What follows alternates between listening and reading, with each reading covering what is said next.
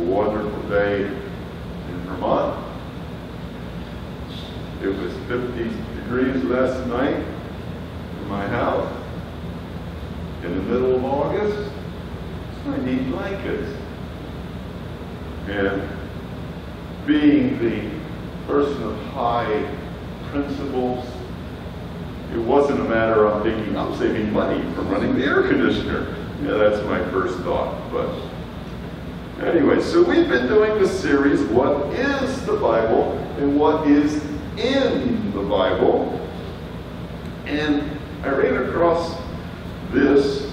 I was trying to do research for my dissertation this week. Two contrasts. The famous and passionate atheist Richard Dawkins, could maybe even say the militant atheist, and I don't think he'd be offended at that. He has this quote: "If the universe was just electrons and selfish genes, meaningless tragedies are exactly what we should expect, along with equally meaningless good fortune. Such a universe would be neither evil nor good in intention. The universe we observe has precisely the properties we should expect if," this is important, "there is at bottom no design, no purpose, no evil, no good, nothing but blind, pitiless indifference. DNA neither cares or knows. DNA just is, and we dance to its music." Yay! Meaninglessness. In his book, The Nature of Dignity, naturalist philosopher Ronald Plotkin, sorry if I mispronounced that, admits a godless universe, what we were talking about last week, naturalistic Darwinism, undercuts any presumed human dignity. Naturalism negates dignity. In quote, he says, "In the light of naturalistic evolution, we are left with nothing but hypothetical imperatives. Human beings cannot be deserving of any special measure of respect by virtue of them having been created in God's image, when they have not been created at all. There is no God. Thus, the traditional conception of human dignity is also undermined in the wake of Darwin." End quote. So we do not disdain these atheists for what they're saying, for holding a naturalistic position. We actually applaud them because they're being honest. No meaning, no purpose. You are just worm food. You have no real dignity other than what we grant you. Right? So, they are what Paul Capon labels as hard atheists. Not softies, as he says, who try to smuggle in morality and meaning despite their naturalism. No, these guys are honest. However, on the other side of the fence, what does the author of Genesis say how God viewed our creation? Does he not say in Genesis 1:31 that humanity with the rest of the creation is what? Who paid attention to Professor Lee's class? It is all what? Good. Oh, not just good. You didn't pay attention. Very good. Very good. See the contrast?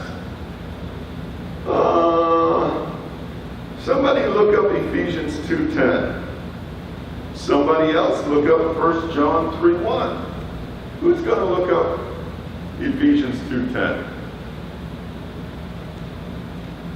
Who's going to look up Ephesians 2:10? Okay, you are. Who's going to look up 1 John 3:1? Right? And I'm going to read 1 Peter 2:9. "But you are a chosen race, a royal priesthood, a holy nation, a people for his own possession. Woo!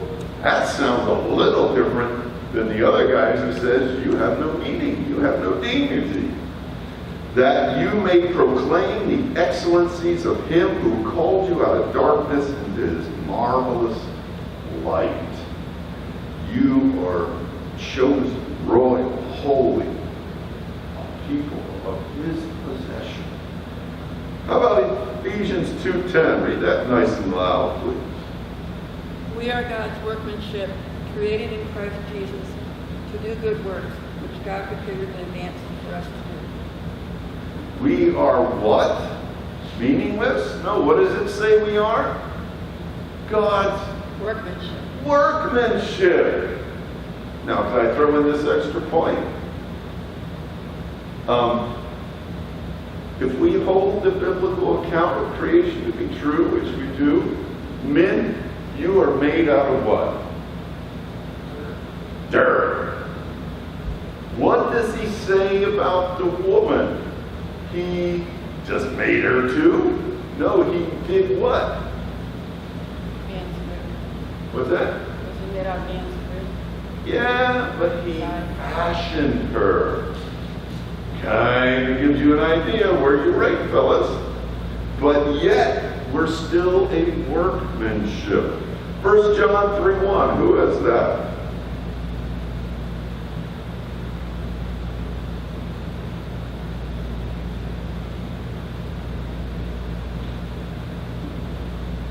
Somebody read me. I know 1 John. It's there somewhere.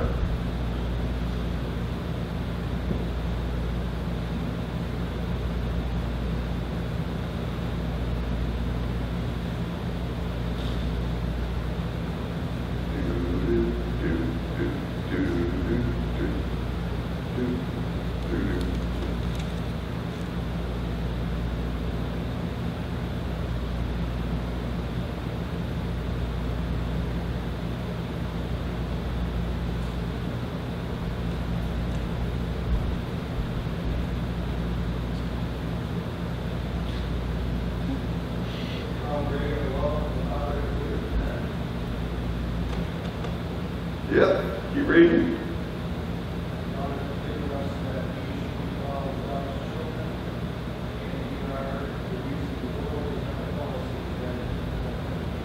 So we are what?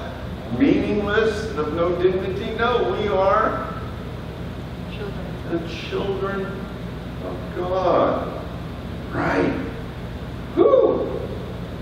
I mean, my children, I'm sure, they wake up every morning and go, oh, Mom, Dad's child. Oh, that makes me feel so good. I sure hope they say that. Now, we don't extol the Bible, the Christian scriptures, Judeo-Christian scriptures, simply because they give a nicer view of us. No, we place it in contrast to this other view, because how we view the Bible, the scriptures, is revealed truth, tested truth, not just presumed truth. And so in this series we've been demonstrating that testing, that revelation, and then sticking in parts of what is in to speak to the implications of that. Because we're not just here to get spiritually fat. We're here to be changed, to do something with what we learn. So, before I continue with that, let me just preload for another day of what is in the Bible, because I've come across this argument, how can you Christians judge me for what I'm doing, tell me it's wrong, when you don't do what everything is in the Bible yourself? You're hypocrites. Therefore, you are not allowed to tell me what I do is wrong. Let me ask, we're not going to go into these? Just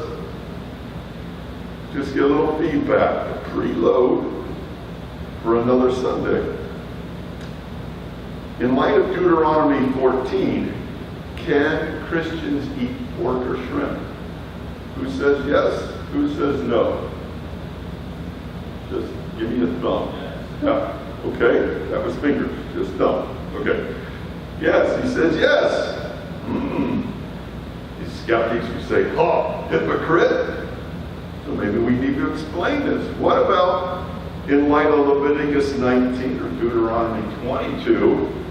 Do Christians have to buy clothes that are only one type of fabric? No mixing of fabrics.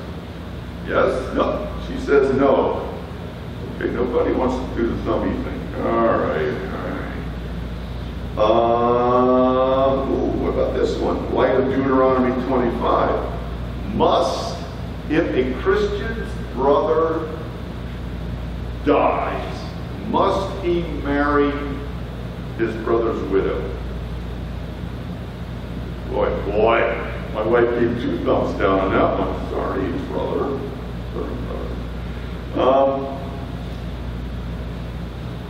Must a Christian not do work on Saturday? Yes or no? I believe the Seventh-day Adventists who are considered Christians would have some chiming in there. Okay, there's just a few more to preload. In light of Deuteronomy 14, is it wrong for a Christian to shave his head? No, one that's covering up his head.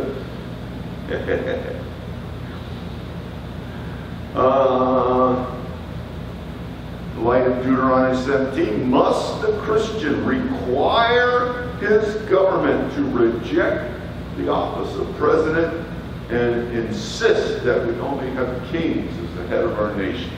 In light of Deuteronomy 17. Yes? No?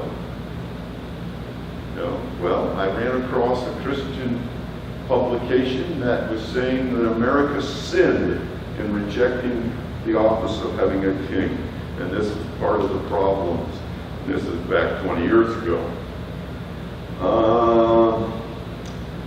Must Christians prohibit illegitimately born people from entering the church? Whoa! What? Imagine that. How about the last one, the preload for another Sunday on what is in the Bible? Does the 10 Commandments still apply to Christians? Maybe even everyone? Or does 1 Corinthians 10:23's everything is permissible apply? Do the 10 Commandments still apply? He gave both. Oh, that's nice and ambiguous. Will we need to go over that? And we will. And I'll bring in an expert on that. Yay! Always calling off the hard questions. That's my motto.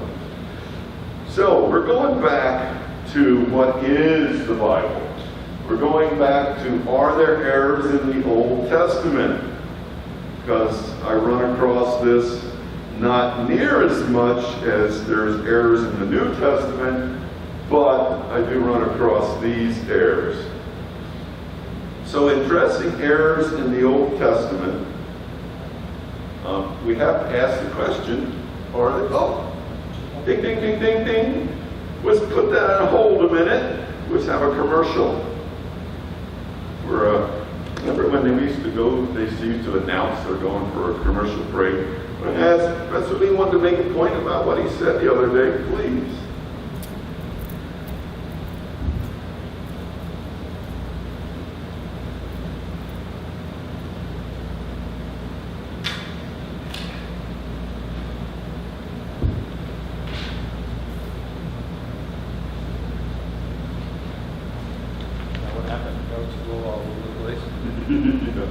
We had been talking about dinosaurs and whether dinosaurs had been possible in the record.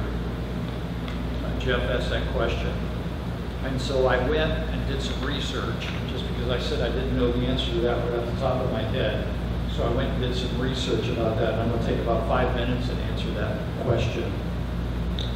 I point you first to something that's in South America. It's called the Ica stones, and they are in Peru. These stones are the Cabrera Museum in Ica, Peru has these stones. They're from a pre-Columbian culture, that is before Columbus discovered America. This is a culture that was there in place already. In those stones, there are pictures of dinosaur-like creatures with men on the stones. So you have a depiction of dinosaurs and men at the same time, which of course, old Earth scientists say that's impossible. The dinosaurs died out millions of years before men were on the face of the earth. Okay, so you can't have them there at the same time. Well, these stones depict that. There are problems, however. They were not found by trained researchers. They were found by tomb robbers because they came out of tombs. But they stand up under scrutiny. But because they were not found by researchers, they haven't been believed as much. Although we have stones from other untouched tombs that were exhumed by researchers that bear the same evidence. They won't accept the Ica stones, which I can understand that. So that's one thing. We got that depiction of men and reptile creatures like dinosaurs together. I point up another article here called Dinosaurs and Dragons, Stamping on the Legends. It comes from Creation Magazine. If evolution is true, then the fossil evidence would indicate there were dinosaur ancestors. In other words, there would be proto-dinosaurs. We would have intermediate forms of dinosaurs that would be preserved in the fossil record.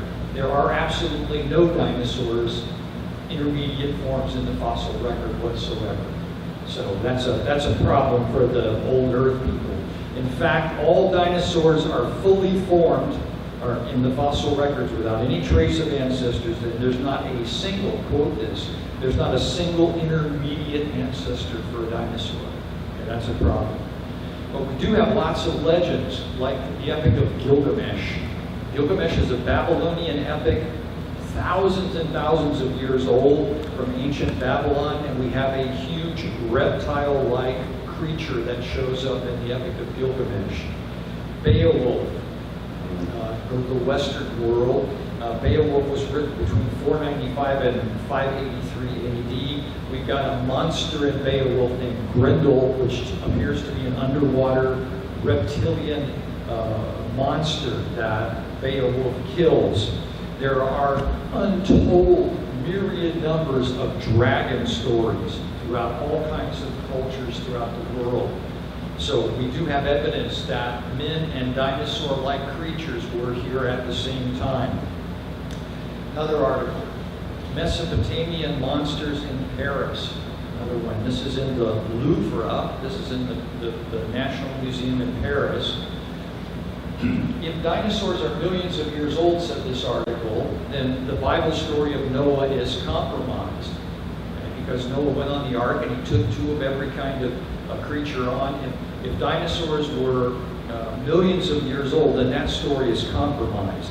If the story of Noah is true, you would expect evidence of dinosaurs living with men. Bungo, guess what? We've got lots of evidence, abundant evidence of dinosaurs and men living together.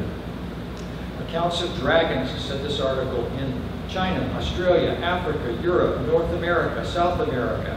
Ancient writers, Herodotus, Apollonius, Marco Polo brought back stories from China that showed this. So there's ample evidence that dragons and men were living at the same time, which we would expect. Now let me say one thing about carbon dating and I'll quit. All of this stuff is based upon carbon dating, okay? Radiometric dating, carbon dating. There are so many problems with carbon dating that we could take classes and classes. Carbon dating can only date back 50,000 years with accuracy. It cannot date back millions of years. It's not possible. Okay? So how do they use carbon dating for older fossils? You're going to love this one. Rock layers they find the fossils in give them the dates of the fossils trapped in the rock. How do they date the rock layers? By the fossils they found in the layers. That's called circular reasoning, okay? So they're very, very shaky kinds of things we're dealing with there. Radiometric dating has yielded wildly divergent ages for things. We know the age of a rock. We give it to somebody, and they're lots of years off, not just a few years off. In 2005, Mary Schweitzer isolated proteins from dinosaur bones. Now, those are soft tissue. Soft tissue would not survive millions of years. It's not going to happen. And yet she extracted proteins. Scientists said, oh yeah, but we can slow down. We can delay the conditions of protein degradation. We can delay that. Well, hemoglobin, by a few years, note that. Mummies, we can get soft tissue. That's a few thousand. We need 65 plus billion years to deal with this thing. No way this could happen. Okay, so I hope that's an answer to your question about dinosaurs and men living together. If again, we're all looking at the same evidence. It's just the presuppositions. The scientist is going to say, that can't be true. Well, why? Can you show me from science? No, that's ridiculous. It can't happen. Why? Because my presuppositions say it can't happen. That's the evidence that we need to deal with. There's all kinds of evidence that would show that men and dinosaurs were on the Earth at the same time. Thank you, Lee. Now, can I throw in a word, though, when you said scientists, I would say old Earth Darwinian scientists, because Christianity has scientists too. That's true, you're right. They have PhDs, many from the same schools. They do think, but it's called a fallacy, a genetic fallacy. You say, oh, no. The stuff you religious people do isn't science because you're religious. But you can make that same accusation. Well, the things you atheistic scientists do isn't science because you're atheist. No. We are by default true, and you are not because you're religious. That has nothing to do with how something is science. But anyway, we're not going down a separate trail, and I'm trying to get back. But I will say, this topic that Lee said is not just, something that's jumped up and down because, we're arguing about the number of angels on the pin. I don't know if you ever heard that one. That's all you Christians do. You just argue about how many angels can fit in a pin when there's real issues in life going on, and you're worrying about this. Well, actually, the angels on the head of the pin was a slam against Christianity. It wasn't that Christians themselves were arguing that point. But my point is that these things do have relevance because it goes to whether we can trust the Scriptures. If we can't trust the Scriptures, then how can we trust how it affects our lives? Well, some parts will let them affect our lives because those things are good. Who determines which parts are good and which parts are bad? I had one guy, well, I do, because I just know. I just know these things are wrong. We went over that in a different series, but let's go back to the question of errors. Again, one more last point. Ever see Columbo? One more thing, sir. One more question. I would love to bring my friend Keith up again because he's really big into the young earth question. That would make a nice conference for Christians and whatever non-church people want to come. That was just rolling around in my head. But let's go back to the question of errors in the Old Testament. Just now dealing with the Old Testament, not so much the New Testament. We'll get into that later. Are there errors in the Old Testament? Well, first we need to make sure they're errors. What? Now, I'm no expert on biblical apologetics. Yes, I have training, and yes, I do love it, and yes, it has greatly affected my life, but I have not devoted my life, my career, to scriptural research, manuscript evaluation, hermeneutic applicability, like someone like guys like Daniel Wallace, Walter Kaiser, Darrell Bach, Craig Evans. These guys have spent their life doing those things. However, I've had numerous discussions with skeptics and atheists on this issue, whether there's errors in the Old Testament. So, as they have sought, these skeptics and atheists, to prove that their skepticism or atheism is correct, is valid, they often seek to disprove the Bible or Jesus Christ or both. They hold that if they can prove that there's one or two errors in the Bible, then the whole kit and caboodle goes out the window. Why? Why would they say if they can prove just one or two errors, the whole Bible goes out? Why would they say that?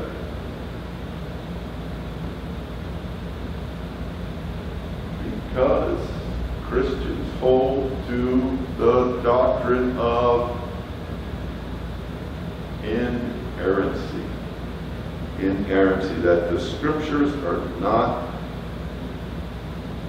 have errors in them, but we're asking whether they do have errors, so that's where we are. Let me just clarify.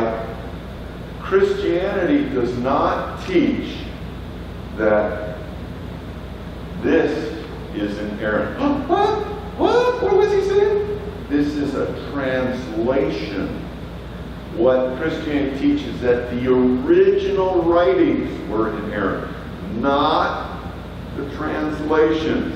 I realize I'm stepping on toes of King James only people, but we want to clarify that. That's very important, because that's going to come up later. But anyways, just one or two errors.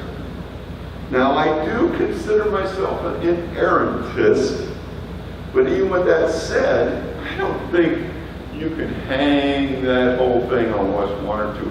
So one or two errors, you've got to toss out the whole Bible. But let's grant that for a moment. Just grant that. Is there any errors in the Bible?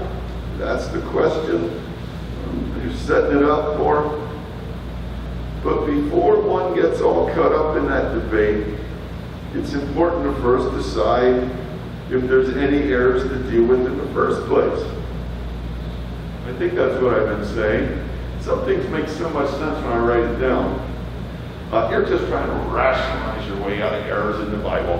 No, I'm not. Let's turn the tables. Let's put the shoe on the other foot. Sometimes I hear Christians try to disprove Darwinian evolution by saying, well, you Darwinians say we evolved from primates. Well, see right there, you're in error because they're still primates. So, I got you, you Darwinian evolutionists. You made an error. Well, not so. The problem is that we can't accuse them of making an error in this way because it's not an error. Darwinian evolution does not teach that once a new species, a new kind, comes from another kind, that automatically wipes out the first kind, and all you're left with is the new kind. That is not what Darwinian natural selection teaches. But sometimes Christians think that, and they accuse the Darwinian of making an error when it's not really an error. So this is important. This is technically called a straw man. That if I want to defeat you, I erect this straw man and say, see, this is what you believe, and look, your view. That's not my view. You just knocked down. It would be kind of like I call it attacking an empty windmill. Okay? So we need to stick to actual errors in Darwinian evolution. So, shoes on the other foot.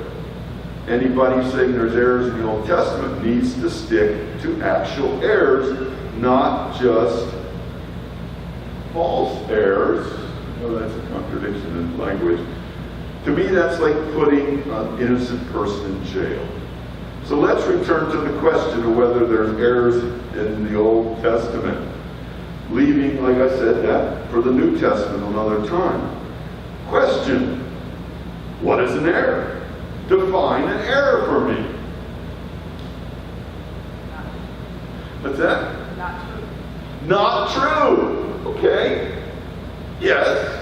I want more specificness.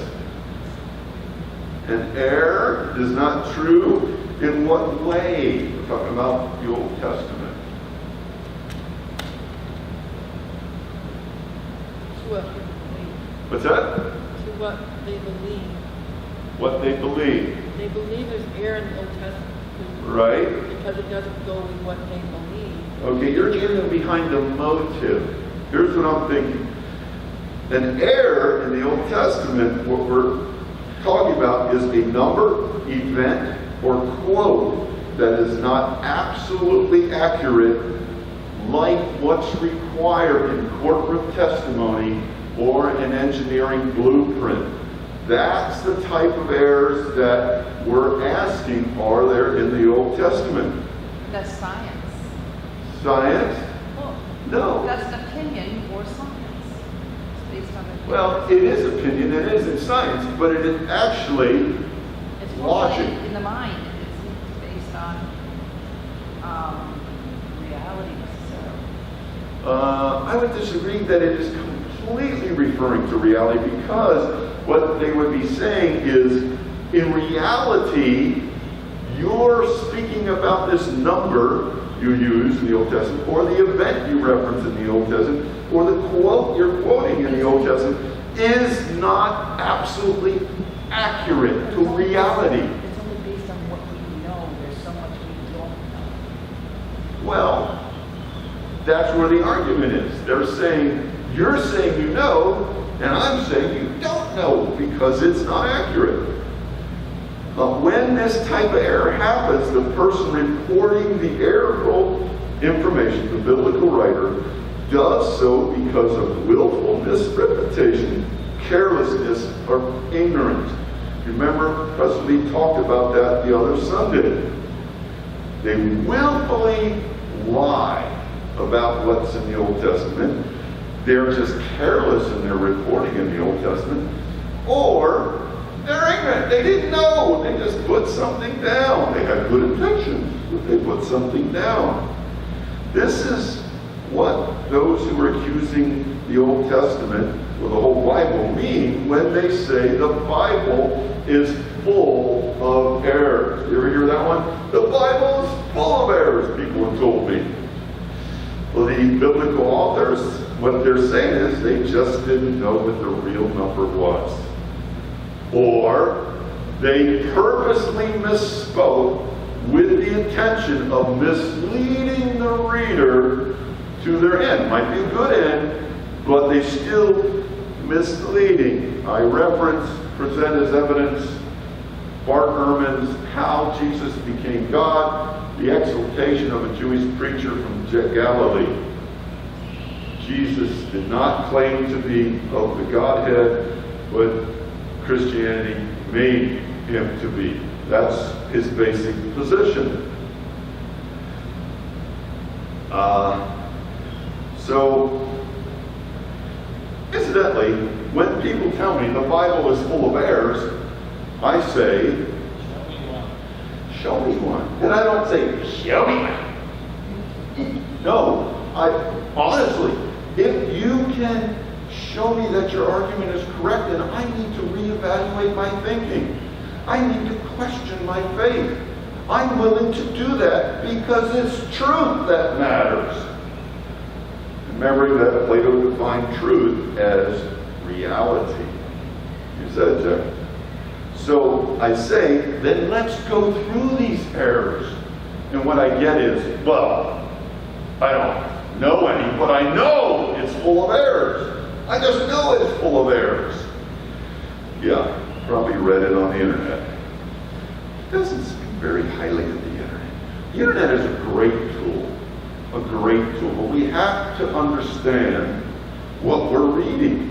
Not everything posted in print is true. They might even think it's true, but it's not necessarily true. In my day, we said that about books. Now, what's a book? Who has a book? Only nerds like me have books. So let's take one or two of these errors and see if they are errors, and see if there is inaccurate information in the Bible. First one, I spoke earlier the other day of the GEDP theory.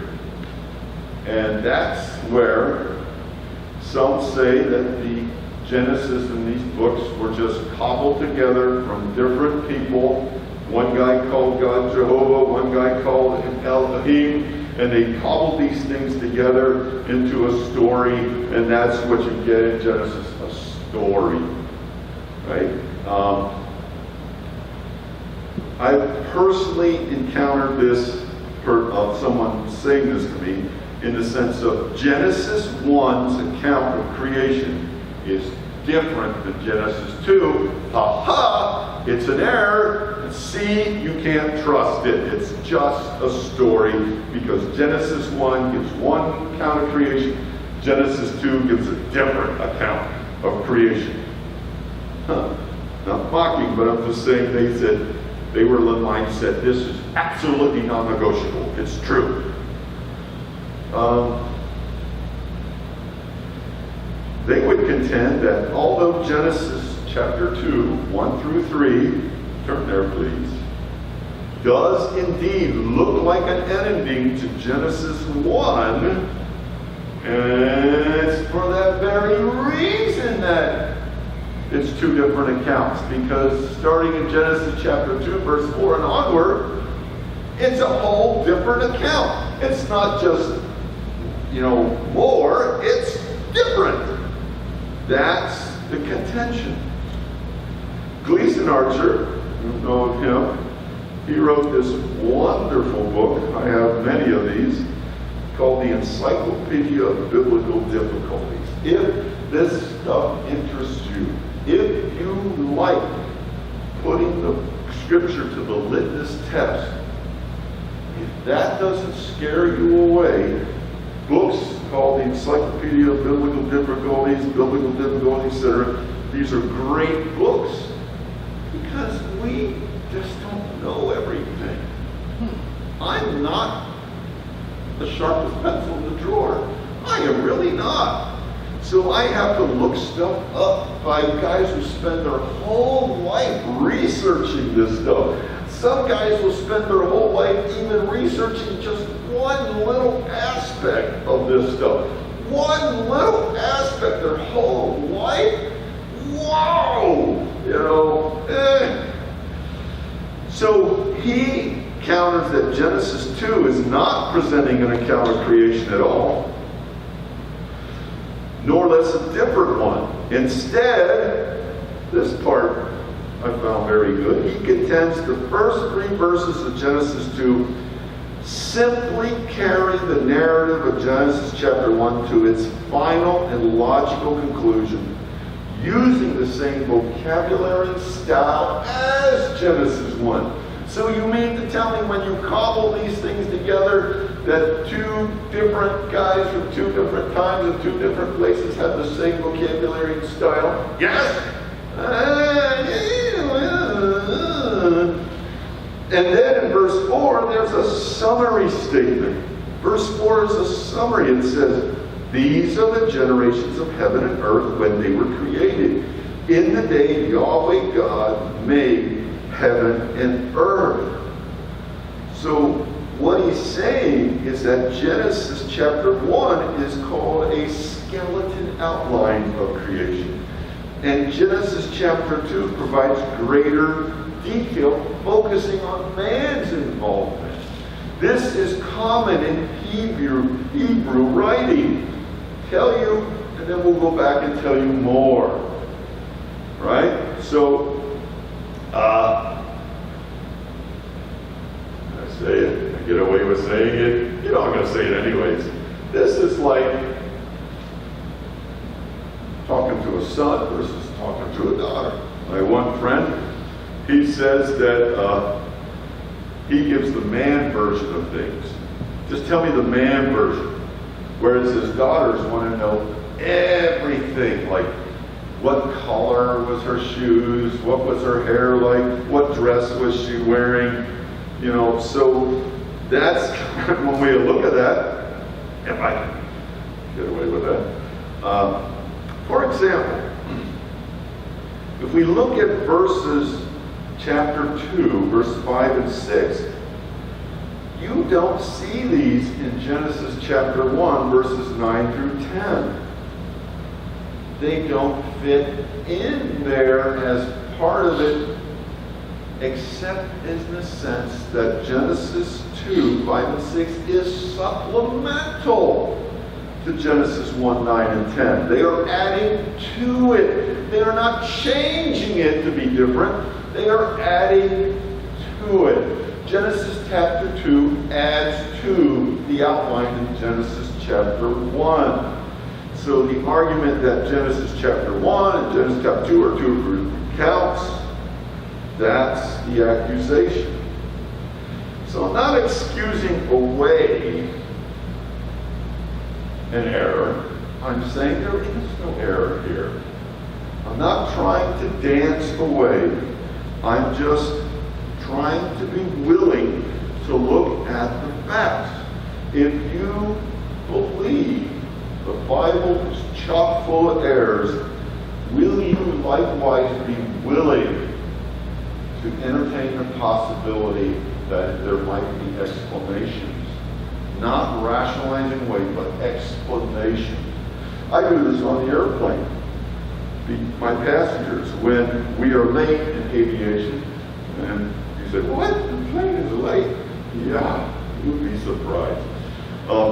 I say, folks, blah, blah, blah, blah. This is not an excuse. This is an explanation of what has happened. 9 times out of 10, people appreciate being told what's going on. Oh, I wish even most airlines would just tell people the full thing. I think most people who travel know things happen if we would just explain it to them instead of, okay, that's my little rant. I'm back on earth now. Anyway, so is there errors in the Old Testament? We only got to one alleged error, that there's a difference between Genesis 1 and Genesis chapter 2. Thus it's an error. There's another couple that I'm going to go over next week.